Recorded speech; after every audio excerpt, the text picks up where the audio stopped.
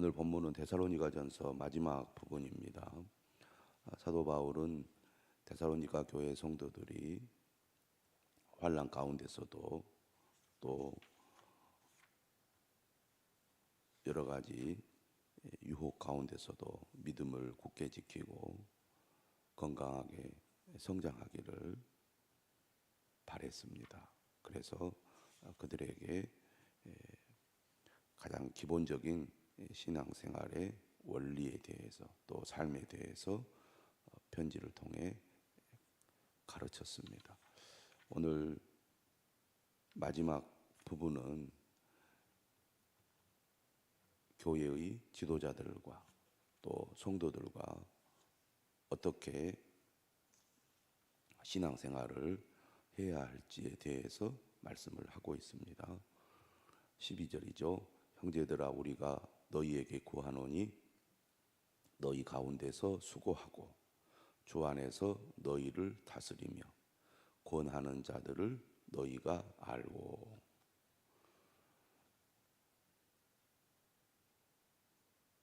데살로니가 교회가 생긴 지 얼마 안 됐지만 교회가 질서를 갖추고 있기 때문에 교회를 이끌어가는 지도자들이 있었습니다. 그래서 이런 지도자들을 성도들이 잘 돕고 또 따름으로 교회가 든든하게 서기를 바랬던 것이죠. 그리스도 안에서 똑같은 형제이지만 교회 공동체가 질서 있게 세워지려면 리더 그룹들을 존경하고 존중하고 또 잘 따라줘야 교회가 하나가 되고 건강하게 성장할 수 있기 때문입니다. 그래서 너희 가운데서 수고하고 주 안에서 너희를 다스리며 권하는 자들을 너희가 알고. 너희가 알아주라 그 말입니다. 공동 번역은 존경하라 이렇게 번역을 하고 있습니다. 교회의 지도자들, 특히 이제 영적인 지도자를 존경하는 마음을 가져야 된다는 것이죠.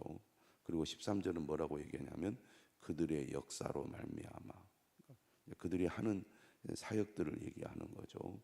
사랑 안에서 가장 귀히 여기며, 가장 귀하게 여긴다는 것은 이제 공경하다는 뜻을 가지고 있습니다. 그러니까 존경하고 공경하는 모습을 보여줘야 한다는 얘기죠. 그리고 너희끼리 화목하라. 영적인 질서를 잘 따르고 또 성도들끼리는 서로 하나 되어서 화목할 때 공동체가 이루어지기 때문입니다.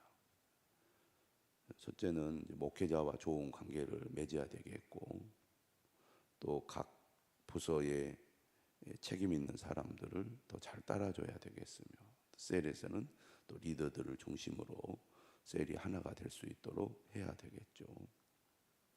또 성도들끼리는 화목할 수 있도록 힘써야 할 것입니다.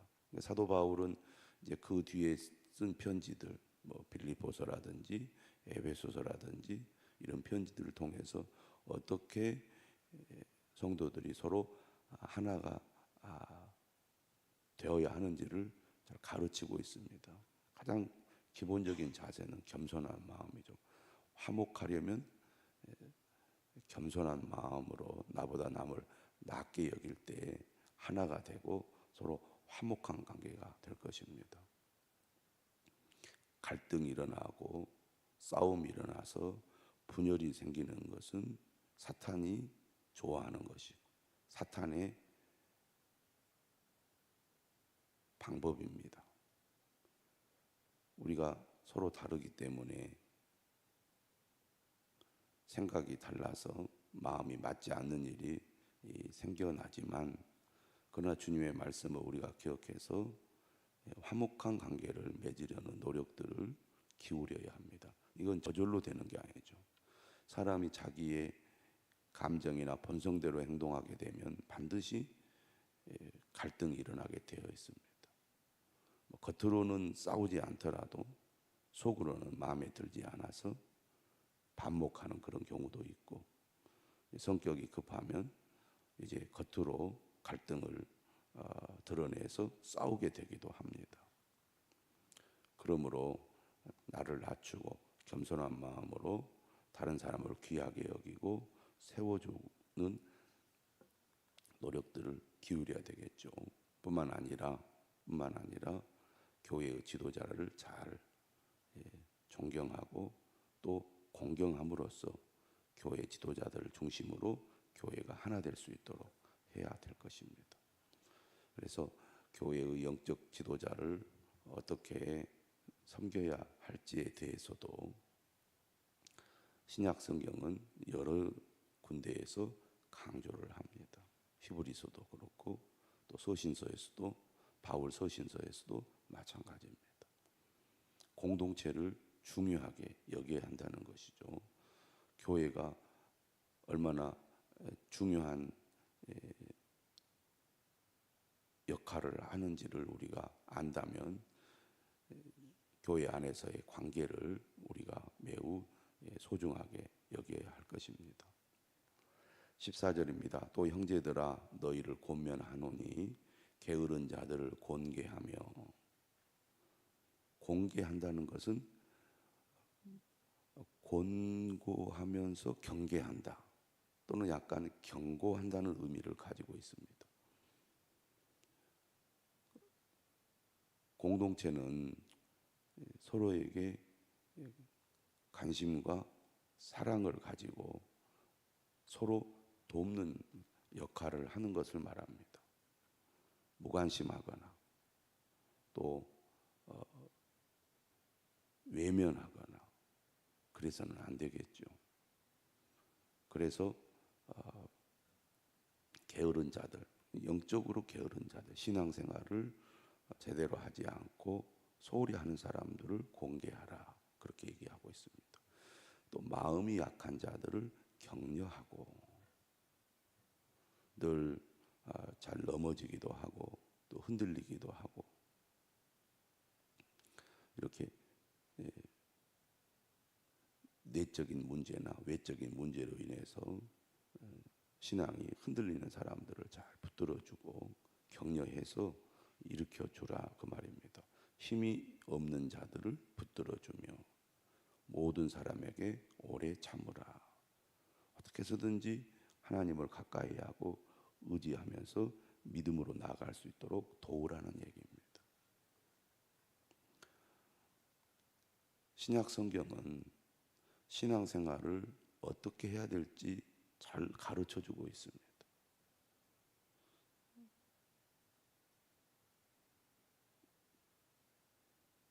우리가 나는 오직 하나님만 바라봅니다. 나는 하나님만 의지합니다. 이렇게 얘기하면서 옆에 있는 사람들에 대해서는 관심이 없는 경우들이 많습니다. 잘못된 믿음인 거죠. 진짜 하나님을 바라보는 사람은 하나님의 자녀들과 또 하나님이 세우신 공동체, 다시 말하면 그리스도의 피로 세운 그리스도의 몸을 귀하게 여기는 겁니다. 교회를 귀하게 여긴다는 것은 공동체를 귀하게 여긴다는 것이고, 공동체를 귀하게 여긴다는 것은 공동체의 구성원들을 귀하게 여긴다는 겁니다. 그런데 여기 14절을 마지막에 뭐라고 되어 있냐면 모든 사람에게 오래 참으라. 우리가 교회를 섬기다 보면 감정적으로 행동하게 될 때가 있습니다. 화가 날 때가 있고, 그때 우리가 이 감정을 절제하지 못하고 감정을 잘못 표출하게 되면 어떻게 됩니까? 갈등이 심화가 되는 거죠. 그래서 오래 참아야 된다. 모든 사람에게 오래 참아라. 열심이 없는 사람들, 열심을 내야 되는데 계속 게을러요. 그러면 처음에는 우리가 열심히 합시다. 주님을 가까이 합시다.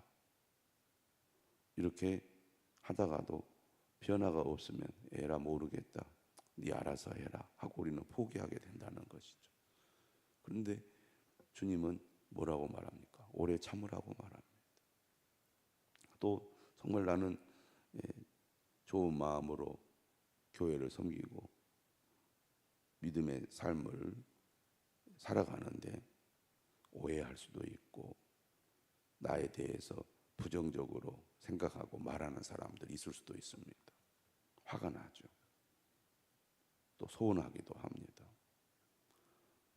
그러면 우리가 어떤 마음이 듭니까? 나도 똑같이 대하리라. 이런 생각이 들잖아요. 그게 인간적인 마음이고 그것이 사탄이 주는 생각입니다. 근데 15절은 뭐라고 말하죠? 삼가 누가 누구에게든지 악으로 악을 갚지 말게 하고 서로 대하든지 모든 사람을 대하든지 항상 선을 따르라. 인간적인 마음으로는 나도 똑같이 갚아주리라 그런 생각이 들지만 우리가 하나님의 말씀을 생각하고 또 기도하면 주님은 너 그렇게 해버려라 이렇게 말하지 않잖아요. 항상 선을 따르라 이렇게 말한단 말이죠. 그래서 교회 직분자들이나 리더들이나 또 신앙생활을 오래 할수록 이런 가장 기본적인 교회 생활의 원칙을 그 원리를 따라야 합니다. 그래야 좋은 교회가 되는 거죠. 영향력이 클수록 이러한 주님의 말씀의 원리를 따르지 않으면 교회 공동체는 약화될 수밖에 없고 또 사람들이 볼 때 이 교회는 참 주님의 사랑이 부족하구나 이렇게 평가를 할 수밖에 없는 것입니다. 기분 나쁘다고 나를 무시했다고 나를 인정해 주지 않는다고 악으로 악을 갚거나 그런다면 좋은 교회가 될 수 없을 것입니다. 이런 삶을 살아가기 위해서는 우리가 기본적으로 16절, 17절, 18절의 말씀을 우리가 귀하게 여겨야 할 것입니다. 항상 기뻐하라. 쉬지 말고 기도하라. 범사에 감사하라 하는 것입니다. 하나님이 내게 베푸신 은혜를 생각하면 우리는 기뻐할 수 있습니다. 앞으로도 하나님께서 내 삶을 인도해 주시고 또 책임져 주실 것을 신뢰하는 사람은 기뻐할 수 있는 거죠.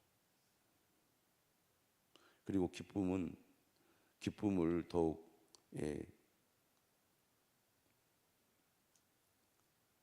풍성하게 해주는 힘은 바로 기도에서 나옵니다. 쉬지 않고 기도하는 사람은 하나님의 은혜에 대한 감사가 있기 때문에 어떤 상황 속에서도 기뻐할 수 있거든요. 우리가 인간적으로는 외적인 조건이 좋을 때는 기뻐하지만 외적인 상황과 조건이 나쁘면 기뻐하기가 어렵습니다.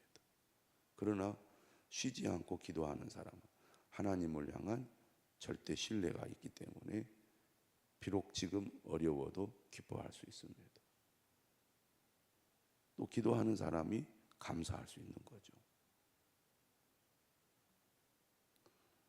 이것이 그리스도 예수 안에서 너희를 향하신 하나님의 뜻이라고 분명하게 말씀하고 있습니다. 그러니까 하나님의 은혜를 알고 하나님과 친밀한 관계 속에서 바른 믿음의 고백을 하는 사람은 교회 공동체 안에서 긍정적인 역할을 감당할 수 있게 된다는 것입니다. 19절은 말합니다. 성령을 소멸하지 말며 애언을 멸시하지 말고 범사에 헤아려 좋은 것을 취하고 악은 어떤 모양이라도 버리라. 15절에도 삼가 누가 누구에게든지 악으로 악을 갚지 말게 하고 그랬잖아요.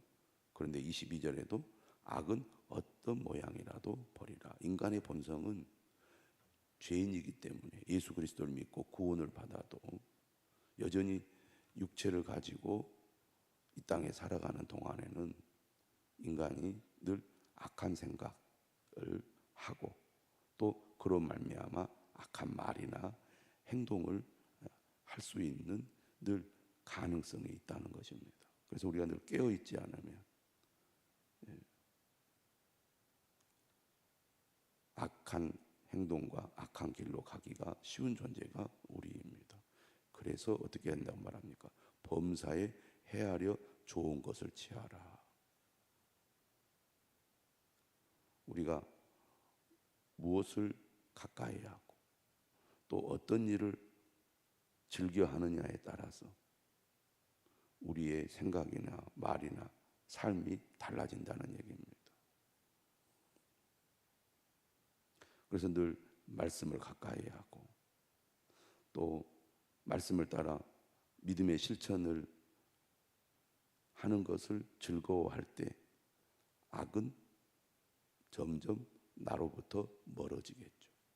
그런데 이처럼 범사에 헤아려 좋은 것을 취하려면 우리 안에 계신 성령님, 그 성령님이 우리 안에 충만하여서 우리가 성령의 인도하심을 받을 때 가능하게 됩니다. 그래서 늘 성령의 은혜를 구해야 됩니다. 이것도 기도에서 나오는 거죠. 성령님 나를 다스려 주시고 인도해 주시고 나의 생각을 주장하여 주시옵소서. 항상 성령님의 인도를 사모해야 됩니다. 애언은 하나님의 말씀을 가리키는 거죠.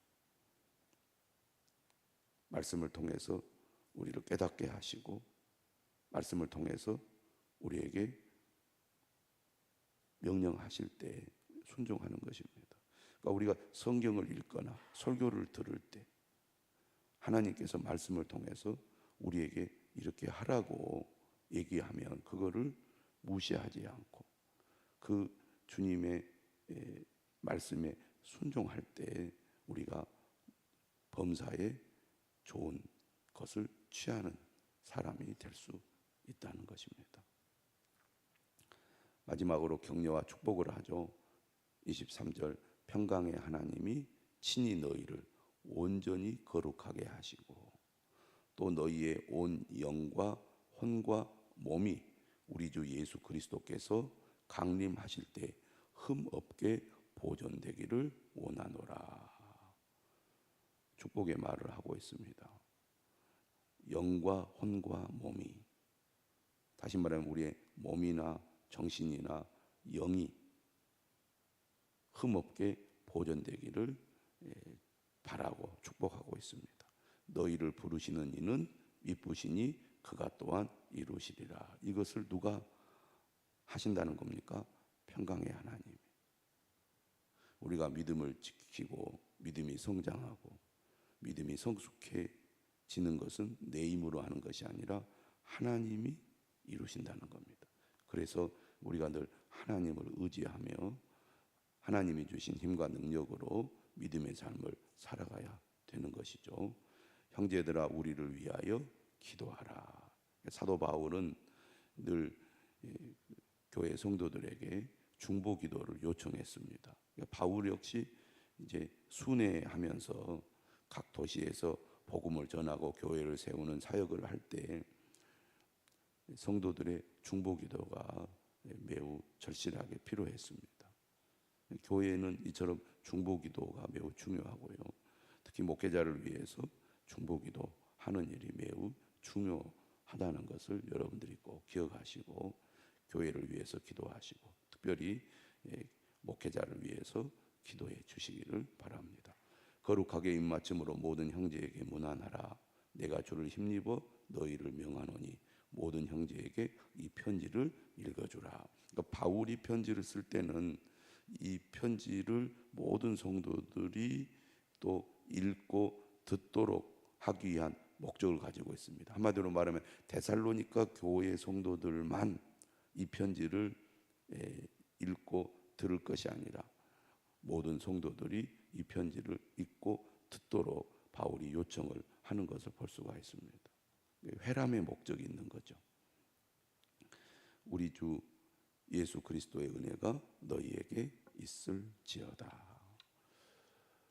오늘 우리는 마지막 때를 살아가면서 하나님의 뜻대로 교회를 섬기고 또 하나님의 뜻대로 믿음의 삶을 살아가야 할 줄로 믿습니다. 반드시 하나님께서 우리를 도우셔서 우리의 믿음을 지켜주실 줄 믿습니다. 기도하겠습니다.